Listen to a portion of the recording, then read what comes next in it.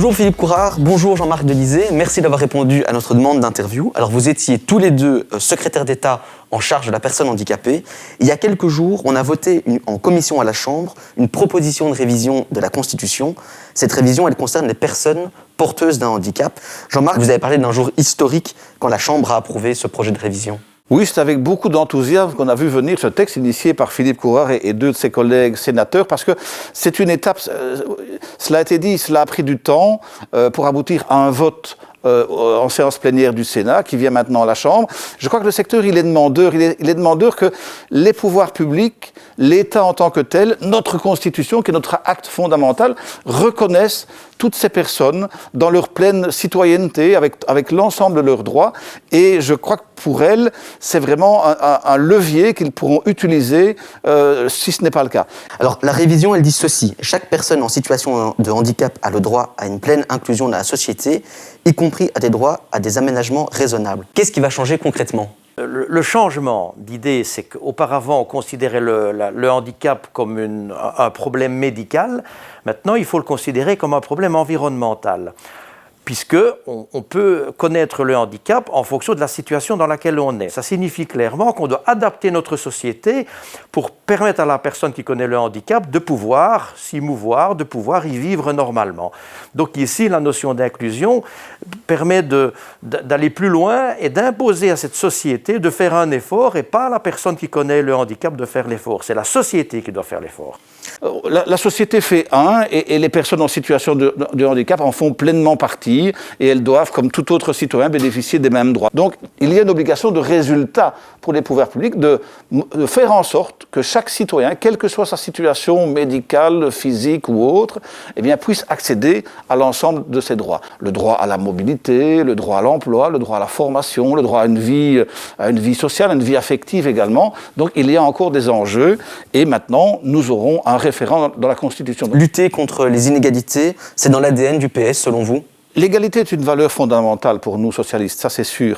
Ce qui change ici, c'est aussi le regard sur le handicap. Si on regarde la situation, Philippe, il y a une quarantaine d'années, on avait d'abord un vocabulaire très dévalorisant. On parlait d'infirmité, on parlait d'estropié, on parlait d'attardé, un vocabulaire qui n'était absolument pas approprié. Et ces personnes étaient mises de côté. Le handicap était vraiment un tabou.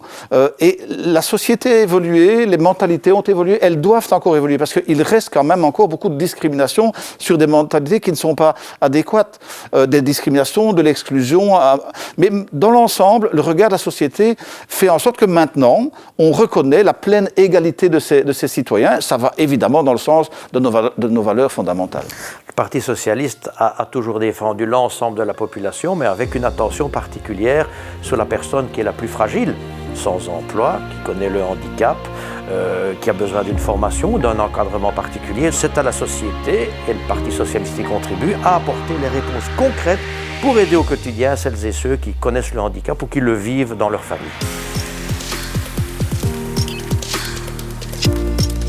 Alors maintenant, on a rendez-vous avec Catherine. Catherine, c'est la présidente d'une ASBL. Cette ASBL, elle a créé une crèche pour les enfants qui vivent avec un handicap. Je vous propose de faire un zoom avec elle tout de suite. Salut Catherine. Bonjour Jean. Alors tu nous as donné aujourd'hui rendez-vous dans ta cuisine pour discuter des personnes en situation de handicap. Tu es présidente d'une ASBL qui œuvre justement pour ces personnes. Explique-nous comment ça a commencé. En fait, tout d'abord, je suis maman de 2 enfants, 2 filles, 2 princesses, dont l'une est née avec une particularité, elle est trisomique 21. On s'est aperçu que beaucoup de crèches refusaient un certain type de handicap. Alors que justement, l'inclusion est une richesse. Apprendre des autres, quelles que soient leurs différences. Je pense aux enfants qui vont grandir avec des enfants différents. Ils vont apprendre l'empathie. Les enfants différents vont être tirés par les enfants dits normaux. Et je pense que tout le monde est gagnant. Alors justement, tu utilises un mot très précis, l'inclusion. C'est un terme qui a été précisé justement dans la modification de la Constitution. Je pense que tu préfères inclusion que intégration. Oui, l'intégration, en fait, c'est l'adaptation des individus différents à un système dit normal. Et justement, moi, je ne veux pas qu'on catégorise. Voilà, on vit tous ensemble. Je pense que la diversité, c'est la norme, en fait. Si on se projetait dans quelques années, qu'est-ce que tu souhaiterais encore changer et qu'est-ce que tu espères pour les années à venir? Ce que j'espère, c'est que le mot inclusion, intégration, tous ces mots-là disparaissent en fait. Que tout soit normal, que la différence ne fasse plus peur.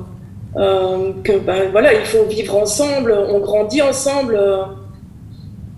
Voilà, et comme j'aime répéter cette phrase d'un poète hongrois qui disait ce que nous avons tous en commun, en fait, c'est notre différence. Je crois que ce sera le mot de la fin. Merci Catherine pour ton témoignage. À bientôt. À bientôt, merci.